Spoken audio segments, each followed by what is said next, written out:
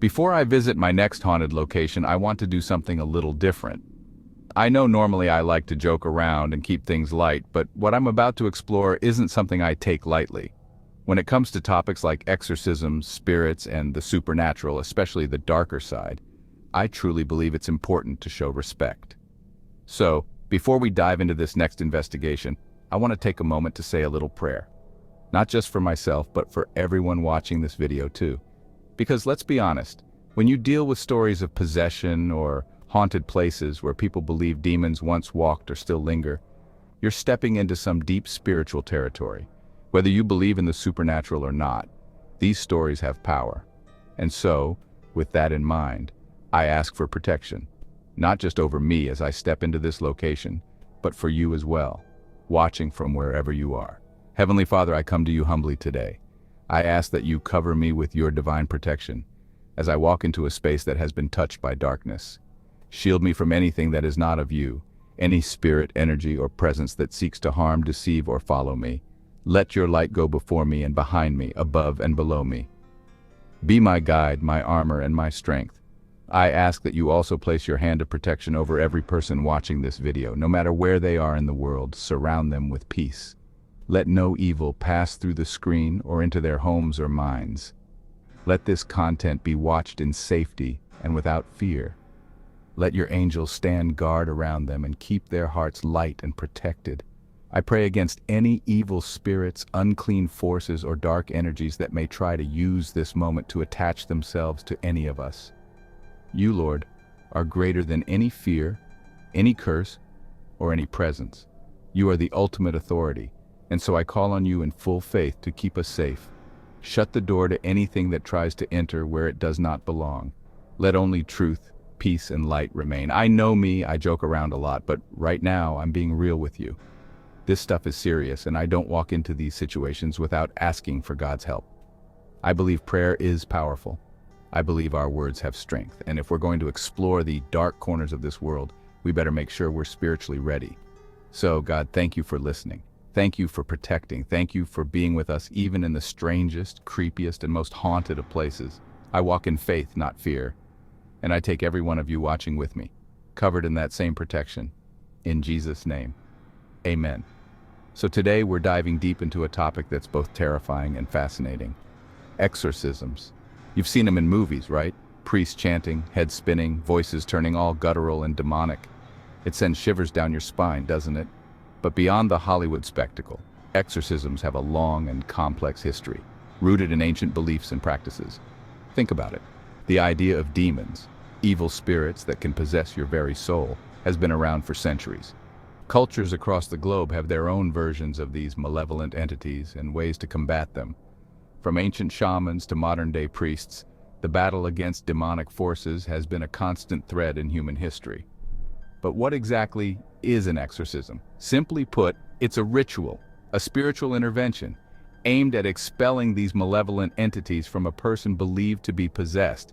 It's about reclaiming the body and soul from the clutches of evil. And trust me, the stories we're about to uncover are as chilling as they are intriguing. So buckle up, folks. We're about to embark on a journey into the heart of darkness, exploring the history, the rituals, and the real-life cases of exorcisms. Enough of the intro, yeah? Now let's do this.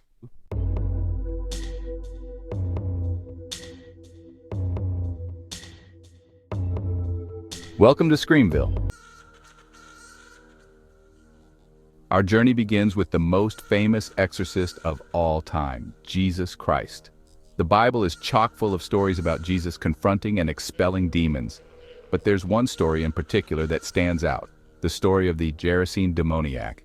Picture this. Jesus and his disciples arrive on the shores of the Gerasenes, a region across the Sea of Galilee. As they step ashore, they're met by a terrifying sight. A man possessed by not one but a whole legion of demons comes screaming out of the tombs. This wasn't your run-of-the-mill crazy fella. This man was tormented, living naked amongst the dead, bound by chains he'd broken with his own superhuman strength. The demons, speaking through the possessed man, begged Jesus not to torment them, not to send them back to the abyss. This is where it gets interesting, folks. See, these demons recognized Jesus' divine authority, his power over the spiritual realm. They knew they were outmatched. Jesus, in his infinite mercy, agreed to the demon's unusual request to enter a herd of pigs feeding nearby. With a word, the demons left the man and entered the pigs, who promptly stampeded down a steep cliff and drowned in the sea. The man, freed from his torment, sat at Jesus' feet, clothed and in his right mind. The story of the Gerasene demoniac highlights a crucial point. The belief in demonic possession isn't unique to Christianity. It's a concept that echoes through human history, across cultures and continents. The fight against malevolent spirits is a universal theme. These examples show that the idea of spiritual cleansing is deeply ingrained in our collective psyche. While exorcism practices vary widely across cultures and religions, the Catholic Church has developed a particularly structured and systematic approach to dealing with demonic possession. In Catholicism, exorcism is considered a serious spiritual matter, a last resort reserved for cases of genuine demonic influence, not to be taken lightly.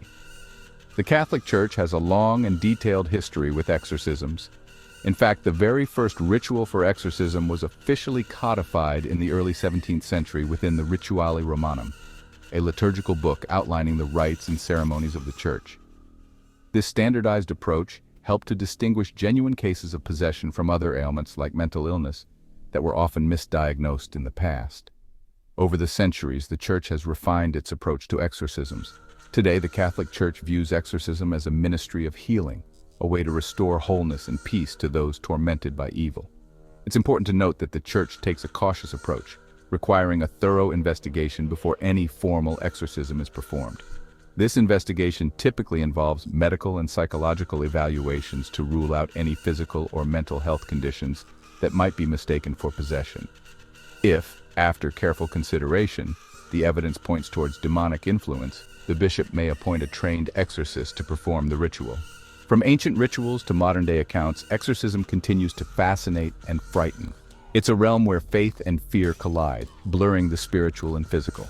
Despite skepticism, the belief in demonic possession and exorcism endures. Documented cases of possession and exorcisms are chilling and bizarre. Stories of levitations, contortions, and mysterious voices captivate the public. Some cases defy rational explanation, leaving us to ponder the unknown. Our journey into exorcism starts in Mesopotamia, the land between the Tigris and Euphrates. The Sumerians, Babylonians, and Assyrians believed in gods and demons. They had demons like Shedu and Utuku causing mayhem. Exorcists used prayers and rituals to banish them. In Egypt, priests used amulets and spells against jinn. Rome adapted exorcism practices from Greeks and Etruscans. Roman exorcisms involved chanting, sacrifices, and magical herbs. Exorcism is ancient, woven into the fabric of many cultures. As the Roman Empire crumbled, exorcism took on a whole new meaning. The early church fathers saw the devil's hand in everything. Plagues, wars, famine. It was enough to make anyone think the devil was knocking at the door. People were scared, and the church offered a powerful explanation: the devil was real. Exorcism became increasingly common, a tool to combat the devil's influence. Priests used holy water, crucifixes, and relics, believing these objects held power. Mental illness, epilepsy, even just being different, was often mistaken for demonic possession. Imagine being locked up, accused of being possessed, when all you needed was a doctor. Fear and superstition fueled a dark time, leading to chilling chapters in exorcism history. Now, if there's one book that embodies the fear and paranoia of the late medieval period, it's the Malleus Maleficarum, also known as the Hammer of Witches. Published in 1486 by two German Dominican monks, Heinrich Kramer and Jacob Sprenger, this book was like a witch-hunting manual, claiming to be the ultimate guide to identifying, interrogating, and, you guessed it, exterminating witches. The Malleus Maleficarum painted a terrifying picture of witches as agents of the devil, capable of causing all sorts of havoc, from blighting crops to possessing innocent souls. It laid out elaborate methods for detecting witchcraft, often involving torture and coercion, and advocated for the execution of those found guilty. And here's where exorcism comes in. The Malleus Maleficarum argued that demonic possession was a sure sign of witchcraft, a way for the devil to exert his influence over the world. Exorcisms were often used as a means of extracting confessions from suspected witches, with the possessed person's testimony used as evidence against them. The Malleus Maleficarum had a chilling impact on Europe, fueling the witch hunts that swept across the continent for centuries. Thousands of innocent men, women, and even children were accused of witchcraft, subjected to horrific trials, and often met gruesome ends. As the Renaissance dawned and the Age of Enlightenment took hold, a new way of thinking began to challenge the old superstitions. Reason and scientific inquiry were the order of the day, and the Church's grip on knowledge began to loosen. The belief in witchcraft and demonic possession, once so pervasive, started to wane among intellectuals and scholars. They sought natural explanations for what was once attributed to the supernatural, questioning the validity of exorcisms and the existence of demons. Physicians and scientists began to recognize that many of the symptoms attributed to possession, such as convulsions, hallucinations, and speaking in tongues, could be explained by medical conditions like epilepsy, hysteria, or even mental illness. The lines between the spiritual and the physical, once so blurred, began to come into sharper focus. But while the intellectual elite may have embraced reason, the belief in demonic possession and the practice of exorcism didn't vanish overnight. It persisted among the common folk, particularly in rural areas where superstition and folklore still held sway. Just when you thought the Enlightenment had put a damper on all things supernatural, the Victorian era ushered in a new wave of fascination with the spirit world. Spiritualism, a movement that claimed to communicate with the dead, swept across Europe and America like a séance craze. Folks gathered in darkened parlors, hoping to contact loved ones who had passed on. They held séances using Ouija boards, automatic writing, and other methods to connect with the other side. It was all the rage. Even Queen Victoria herself was rumored to dabble in spiritualism. But here's the thing about opening doors to the spirit world. You never know who or what might come knocking. Along with the friendly ghosts of departed relatives, there were reports of malevolent entities, demons masquerading as the dearly departed. This resurgence of interest in the supernatural led to a renewed fear of demonic possession. Reports of people exhibiting strange behavior, speaking in tongues, or claiming to be possessed by evil spirits once again made headlines. Now, you might think that in the 20th century, with all our scientific advancements in modern medicine, exorcisms would become a thing of the past, right? Well, not so fast, folks. While the practice may have become less common, it certainly didn't disappear. In fact, the 20th century saw some high-profile cases of exorcism, cases that gripped the public imagination and reignited the debate over the reality of demonic possession. One such case was that of Anneliese Michel, a young German woman who underwent a series of exorcisms in the 1970s. Anneliese's case was tragic, marked by extreme physical and mental deterioration. Her story, which inspired the film The Exorcism of Emily Rose, sparked controversy and raised questions about the role of faith, mental illness, and the limits of medical intervention. Another factor that kept exorcism in the public eye was the rise of Pentecostal and charismatic Christian movements, which often emphasized spiritual warfare and the power of demons. These groups often conducted their own versions of exorcisms, sometimes with dramatic and controversial results. Now let's talk about a film that scared the living daylights out of audiences and single-handedly revived public interest in exorcisms. The Exorcist, released in 1973. This movie, based on William Peter Blatty's novel, told the story of Regan McNeil, a young girl possessed by a demon. The film was a cultural phenomenon, breaking box office records and terrifying audiences with its graphic depictions of demonic possession and the harrowing exorcism rituals performed to free Regan from the demon's grip. People were lining up around the block to see it, some even fainting or running out of the theater in terror. The Exorcist wasn't just a scary movie, folks. It tapped into a deep vein of cultural anxiety, a fear of the unknown, and the possibility that evil forces might lurk just beneath the surface of our everyday lives. It sparked conversations about faith, doubt, and the nature of good and evil. The film's impact on popular culture was undeniable. It spawned countless sequels, imitations, and parodies, cementing its place in horror movie history. But more importantly, it brought the subject of exorcism back into the public consciousness, sparking both fascination and fear. The movie is not just famous for terrifying audiences, it's infamous for the bizarre and unsettling events that plagued its production. Many believe the film was cursed due to the number of accidents, injuries, and strange occurrences that happened on and off set. A mysterious fire broke out on the set of the McNeil house, where much of the film takes place, destroying most of it, except Reagan's bedroom, where the exorcisms occur. The fire halted production for 6 weeks.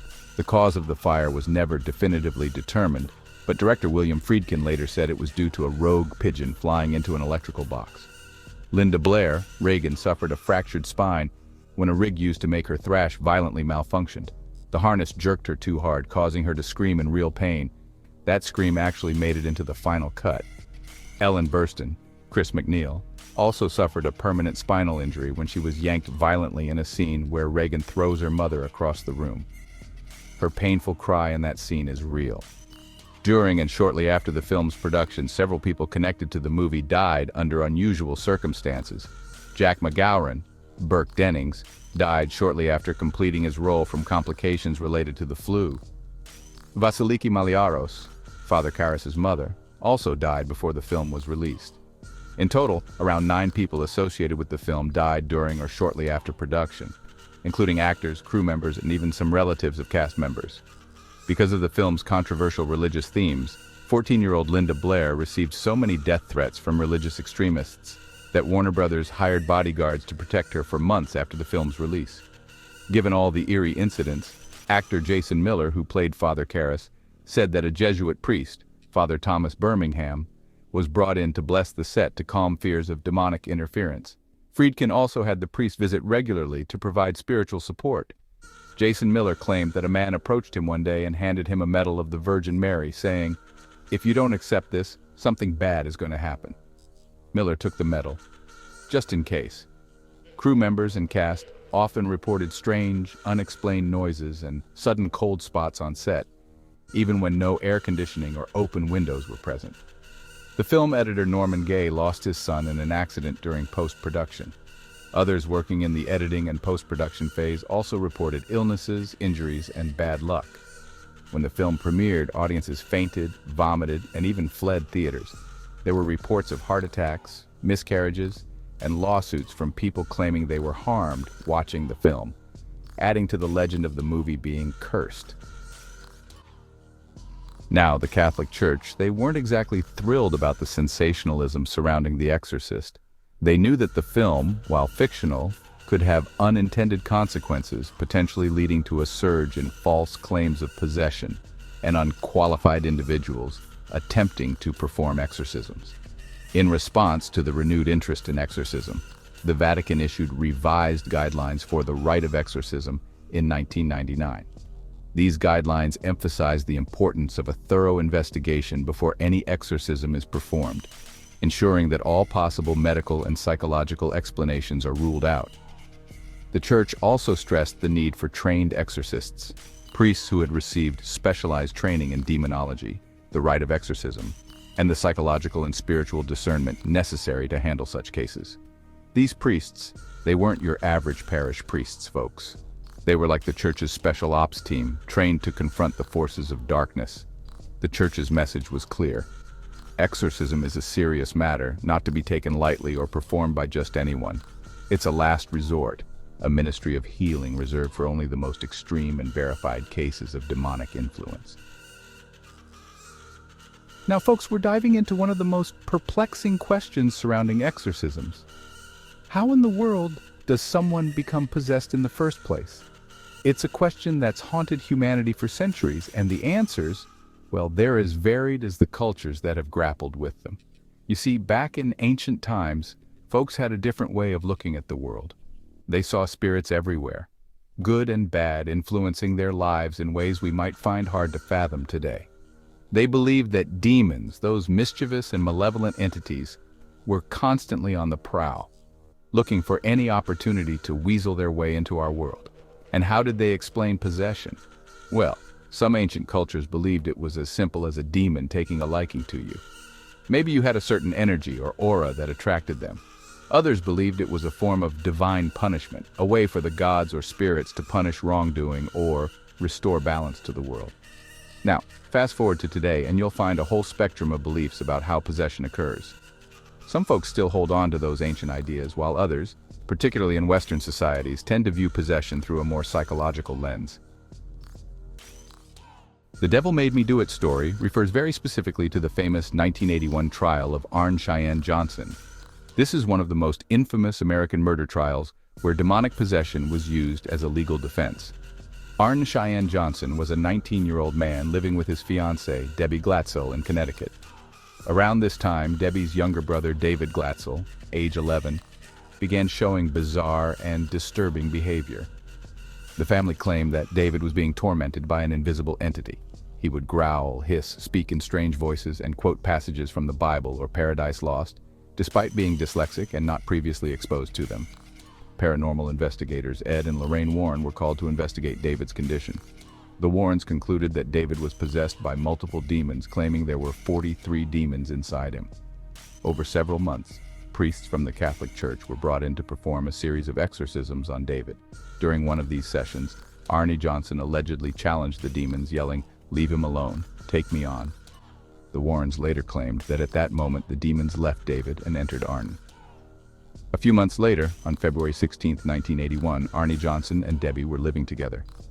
Arne had taken a day off work and was spending time with Debbie's employer, Alan Bono, the manager of a dog kennel. After a day of drinking and growing tensions, an argument broke out between Arne and Bono. Witnesses said Arne suddenly fell into a trance-like state, growled like an animal, and stabbed Bono repeatedly with a 5-inch pocket knife. Bono died later from his wounds. Arne was arrested and charged with first-degree manslaughter. His defense attorney, Martin Minella, made headlines by stating that Arne would plead not guilty by reason of demonic possession, the first time such a defense had been attempted in U.S. legal history. Minella even planned to subpoena priests and the Warrens to testify about the exorcism. However, the judge, Robert Callahan, flatly rejected the defense, ruling that demonic possession could not be proven and was therefore inadmissible. As a result, Arne's defense was forced to fall back on self-defense. On November 24, 1981, Arne Cheyenne Johnson was convicted of first-degree manslaughter and sentenced to 10-20 years in prison. He served only 5 years for good behavior and was released. Arne married Debbie while in prison, and they remained together until her death in 2021. The case inspired the 1983 book The Devil in Connecticut by Gerald Brittle, written with help from the Warrens. In 2021, the story became the basis for the movie The Conjuring: The Devil Made Me Do It, the third installment in the Conjuring film series. Skeptics argue that David Glatzel likely suffered from a medical or psychological condition rather than possession, and critics suggest the Warrens sensationalized the story. David's brother, Carl Glatzel, later sued the Warrens and the author of The Devil in Connecticut, claiming the story was a hoax. Before we wrap this video up, I want to take a moment again to do something a little different. You've just followed me through some pretty heavy ground, stories of possession, spirits, and exorcisms. And just like I did at the beginning, I want to make sure we don't leave here without closing things out the right way. Heavenly Father, I thank you for walking with me through this place and through these stories. Thank you for keeping me safe, and thank you for watching over every person who watched this video. Now that this is over, I ask that you completely close any doors that might have been opened, whether by accident or curiosity. Let nothing attach to me or to anyone watching. Cleanse us and cover us once again in your protection. I pray that any heaviness, fear, or unease that might have crept in during this video be completely washed away right now. Replace it with peace and light. Guard our minds, our hearts, and our homes from anything that tries to linger or follow. Whatever we've seen or heard today, I pray that it does not trouble our sleep, our thoughts, or our spirits. Lord, send your angels to stand around us as a shield. Let no evil pass beyond this moment. Keep us strong, keep us safe, and remind us that your light is greater than any darkness. You are the final word and the ultimate authority, and in you we have nothing to fear. All right, friends, that's it for today. We've made it through safely, and I hope you feel just as protected as I do now that we're done. Until next time, stay safe, stay smart, and I'll see you on the next adventure.